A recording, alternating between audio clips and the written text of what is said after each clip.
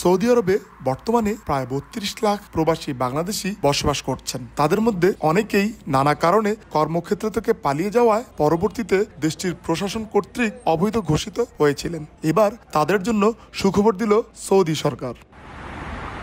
পুরুপ্রাপ্ত বা কর্মক্ষেত্র থেকে পলাতক হয়ে অবৈধ অবস্থায় থাকা প্রবাসীদের জন্য বৈধ হওয়ার নতুন সুযোগ দিয়েছে সৌদি সরকার। কর্তৃপক্ষ জানিয়েছে, প্রবাসীরা চাইলে নতুন কফিল বা কোম্পানি ঠিক করে কুয়া প্ল্যাটফর্মের মাধ্যমে আবেদন করতে পারবেন। প্রক্রিয়া সম্পন্ন হলে কাফালা বা ট্রান্সফারের মাধ্যমে তারা বৈধ হবেন। সরকার খুব সুন্দর একটা উদ্যোগ নিয়েছে প্রবাসীদের জন্য। সবাই প্রবাসীরা যারা অবৈধ আছে বাংলাদেশের এবং কি যত প্রবাসী আছে সবার জন্য সুযোগ দিছে যে হুরুপ এবং কি যতগুলো সমস্যা আছে সমাধান করার মতো। আশা করি সবাই বৈধ পথে আসবো এবং কি বৈধ পথে রেমিটেন্স পাঠাবে। সৌদি আরবে অবৈধ মানুষকে যে কোনো কারণবশতে বৈধ হওয়ার জন্য সুযোগ দিছে।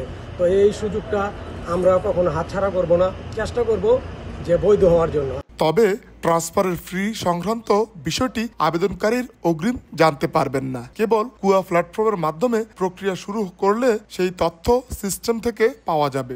একই সঙ্গে কর্তৃপক্ষ জানিয়েছে, যারা সৌদিতে আসার 1 বছরের মধ্যেই কফিল কর্তৃক হুরুপ্রাপ্ত হয়েছেন তারা এই সুযোগ পাবেন না। আরিফুর রহমান, সময় সংবাদ, সৌদি আরব।